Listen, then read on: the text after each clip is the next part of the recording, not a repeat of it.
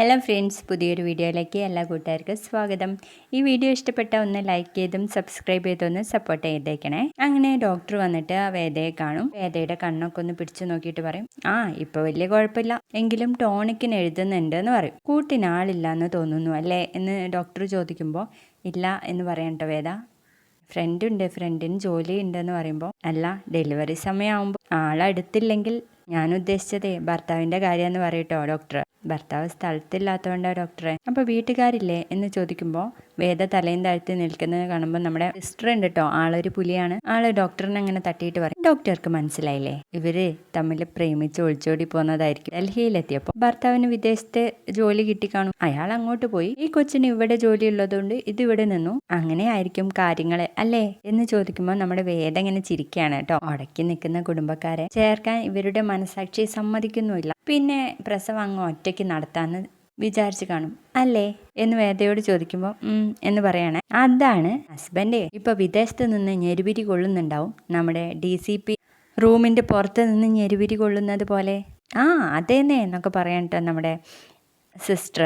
അതും കൂടെ കഴിയുമ്പോൾ നമ്മുടെ ഡോക്ടർ ചിരിച്ചുകൊണ്ട് പറയും, ചട്ടർ പട്ടർ ആള് കൊള്ളാലോ, കാര്യങ്ങളൊക്കെ മനസ്സിലാക്കി വെച്ചേക്കോ അല്ലേന്ന്. പിന്നല്ലാതെ ഡോക്ടർ എന്ന് പറയട്ടോ സിസ്റ്റർ. കൺസീവ് ആയപ്പോഴെങ്കിലും ഒന്ന് വീട്ടുകാരെ വിവരം അറിയിച്ചുകൂടായിരുന്നില്ലേ എന്ന് ഡോക്ടർ ചോദിക്കുമ്പോൾ, എന്റെ ഡോക്ടറെ, ഈ വീട്ടുകാർ എന്നവരില്ലേ, ഇവര് രണ്ടുപേരും രണ്ടാകുന്നത് വരെ വൈരാഗ്യ ബുദ്ധി വെച്ച് നടക്കുന്നവരാ. വേദയും കുഞ്ഞും രണ്ടായി കഴിഞ്ഞാൽ പിന്നെ ഇതെന്റെ മോന്റെ കുഞ്ഞാ, ഇതെന്റെ മോളുടെ കുഞ്ഞാ എന്ന് പറഞ്ഞ അപ്പൂപ്പനും അമ്മമ്മയും കൂടെ സ്നേഹം വാരിക്കോരി ഒഴുക്കി ഇങ്ങ് വരുമായിരിക്കും. അത് കേട്ട് കഴിയുമ്പോൾ നമ്മുടെ ഡോക്ടർ പറയുന്നുണ്ട്, അത് ശരിയാ വേദയ്ക്ക് ഒരു കുഞ്ഞ് ജനിച്ചു കഴിഞ്ഞാൽ അവരിങ്ങ് വരും എന്ന് പറയാൻ കേട്ടോ. വേദയുടെ കുഞ്ഞിനെ കാണാൻ കൊതിയോടെ കാത്തിരിക്കുന്നത് ആരായിരിക്കും എന്നറിയാമെന്ന് ചോദിക്കുമ്പോൾ നമ്മുടെ സിസ്റ്റർ ചോദിക്കും, അത് ആരായിരിക്കും? അമ്മൂമ്മ ആയിരിക്കും എന്ന് പറയുമ്പോൾ അല്ല, അപ്പൂപ്പനായിരിക്കും എന്ന് പറയുമ്പോൾ നമ്മുടെ വേദയാണെങ്കിൽ സംശയത്തോടെ ഇങ്ങനെ നോക്കുവാണ്. അതങ്ങനെയാ വേദ, നമ്മൾ കഷ്ടപ്പെട്ട് പ്രസവിക്കുമ്പോഴും ടെൻഷൻ മുഴുവൻ അച്ഛന്മാർക്കും അപ്പൂപ്പന്മാർക്കും ആയിരിക്കും. കാരണം എന്താണെന്നറിയോ, പെണ്ണുങ്ങൾ ചെയ്യുന്ന ഈ പരിപാടി ഇല്ലേ, അത് ആണുങ്ങൾക്ക് എന്നും ഒരു അത്ഭുതം തന്നെയാ. പെണ്ണുങ്ങൾക്ക് മുൻപിൽ ആണുങ്ങൾ തോൽക്കുന്നത് നമുക്ക് ദൈവം തന്ന ഈ ഒരു ശക്തിയുടെ മുന്നിലാ. അതുകൊണ്ട് വേദ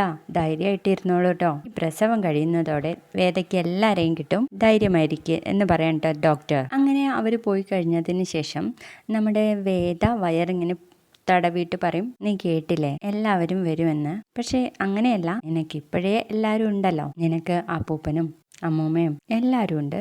നിന്നെ അവരിൽ നിന്ന് മാറ്റി നിർത്തത് ഞാനാണ്. ഏത് പ്രതിസന്ധി ഘട്ടത്തിലും പൊരുതി നിന്ന നിന്റെ അമ്മ. പക്ഷെ നിന്റെ ജീവിതം എന്റെ കയ്യിൽ വന്നപ്പോൾ അമ്മ ആകെ തോറ്റുപോയി. ഭയം അമ്മയെ തോൽപ്പിച്ചു കളഞ്ഞു. നിന്റെ സുരക്ഷ അത് ഉറപ്പാക്കി കഴിഞ്ഞാൽ അമ്മ തന്നെ നിനക്ക് നഷ്ടപ്പെട്ടതെല്ലാം തിരിച്ചു നേടിത്തരും. അത് ഈ അമ്മ തരുന്നത് ഉറപ്പാ എന്ന് പറഞ്ഞു കൊടുക്കുകയാണ് കേട്ടോ. പിന്നീട് കാണിക്കുന്നത് നമ്മുടെ വേദയുടെ അച്ഛൻ. വേദ ആ പടി ഇറങ്ങി പോകുന്നതൊക്കെ ഇങ്ങനെ ആലോചിക്കുകയാണ് കേട്ടോ, കരയുന്നുണ്ട്. പിന്നീട് കാണിക്കുന്ന ഒരു കോടതിയാണ്. അവിടെയാണെങ്കിൽ ദർശനും ശ്രീകാന്തും തമ്മിൽ സംസാരിക്കുകയാണ്. അന്നേരം ദർശൻ ചോദിക്കുന്നുണ്ട്, ശ്രീകാന്ത് ഡൽഹിയിൽ പോകാൻ തീരുമാനിച്ചു? ആ വീഡിയോയിൽ നിന്ന് വേദ പ്രഗ്നന്റ് ആണെന്നുള്ള കാര്യം ഉറപ്പാണ്. പോകാനാണെങ്കിൽ പോയല്ലേ പറ്റുള്ളൂ. വിക്രമിന്റെ കുഞ്ഞിനെ പ്രസവിച്ച് ക്ലെയിം ഉന്നയിക്കാനാവുമ്പോൾ അവൾ പ്രത്യക്ഷപ്പെടും. അപ്പോഴേക്കും അവളുടെ ഭർത്താവ് ഇറങ്ങുമെന്നായിരിക്കും അവളുടെ കണക്കുകൂട്ടൽ എന്ന് പറയട്ടെ ദർശൻ. അവനും കൂടെ അനുഭവിക്കാനുള്ളതല്ല ദർശ, ഞാനും അങ്കിളും കൂടി ഇത്രയും കഷ്ടപ്പെട്ടുണ്ടാക്കിയത്. അന്നേരം ദർശൻ പറയുന്നുണ്ട്, ഇത്തരം കാര്യങ്ങളും സ്വത്തുക്കളൊന്നും എനിക്ക് താല്പര്യമില്ലായിരുന്നു. അവൾ എന്നെ എല്ലാ കാലത്തും അവഗണിക്കുകയും ഒഴിവാക്കുകയും മാത്രമേ ചെയ്തിട്ടുള്ളൂ. അപ്പോഴൊക്കെ അവളുടെ ഒരു നല്ല സുഹൃത്ത് എന്ന് പറഞ്ഞിട്ട് കൂടെ നിന്നവനായി ഞാൻ.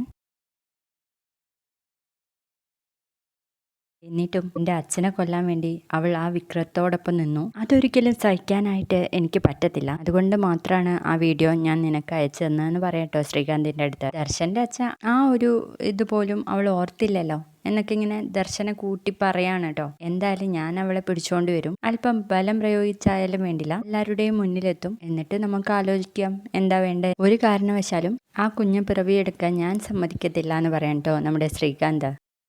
പിന്നീട് കാണിക്കുന്നത് ആ DCP തരുൺ അയ്യറില്ലേ, അവരുടെ ഭാര്യയെ ICUന്ന് റൂമിലോട്ട് കൊണ്ടുവരികയാണ്. അന്നേരം വേദയെ തപ്പിയിട്ട് കുറേ ഗുണ്ടകൾ ആ ഹോസ്പിറ്റലിലോട്ട് വരുന്നു. അങ്ങനെ തപ്പുന്ന നേരത്ത് ഈ DCPയെ കാണും കേട്ടോ. അന്നേരം അവർ അവിടെ നിന്ന് മാറിപ്പോവാണ്. അങ്ങനെ റൂമിൽ കൊണ്ടുവന്ന് കിടത്തുമ്പോൾ വേദ ഇങ്ങനെ നോക്കി നിൽക്കുകയാണേ. അന്നേരം തരുൺ അത് കാണുകയും ആ ഒരു കർട്ടൻ വലിച്ചിടുകയും ചെയ്യുക കേട്ടോ. പിന്നീട് കാണിക്കുന്നത് നമ്മുടെ തരുണിൻ്റെ അമ്മ വന്നിട്ട് വേദയുടെ അടുത്ത് സംസാരിക്കുന്നുണ്ട്. കുറച്ച് ആപ്പിളൊക്കെ കട്ട് ചെയ്ത് കൊടുക്കുന്നുണ്ട് കേട്ടോ. അന്നേരം തരുണിന്റെ അച്ഛനെ കുറിച്ചാണ് പറയുന്നത്. തരുണിന്റെ അമ്മ പ്രസവിക്കാൻ പോകുമ്പോൾ അയാൾ എന്തോ ഓഫീസുമായിട്ട് എന്തോ ഒരു ഓപ്പറേഷനായിട്ട് പോയതാണ്.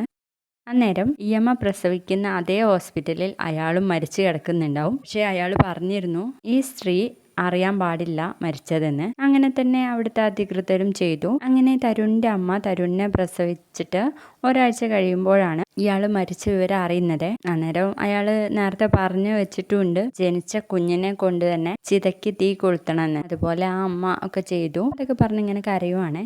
അതിനുശേഷം അവർ പോയി കഴിയുമ്പോൾ വേദയ്ക്ക് കമല വന്ന് എന്തൊക്കെയോ പറയുന്നതായിട്ട് തോന്നുവാണ്. അപ്പോൾ വേദയോട് കമല പറയുന്നുണ്ട് ആ അമ്മ പറഞ്ഞത് കറക്റ്റാണ്, ഇനി ഇവിടെ നിന്നാണ് നീ പ്രതിസന്ധി ഘട്ടങ്ങൾ വരാൻ വേണ്ടിയിട്ട് പോണത് എന്ന്. അന്നേരം വേദ ആകെ ടെൻഷൻ അടിച്ച് നിൽക്കുക കേട്ടോ.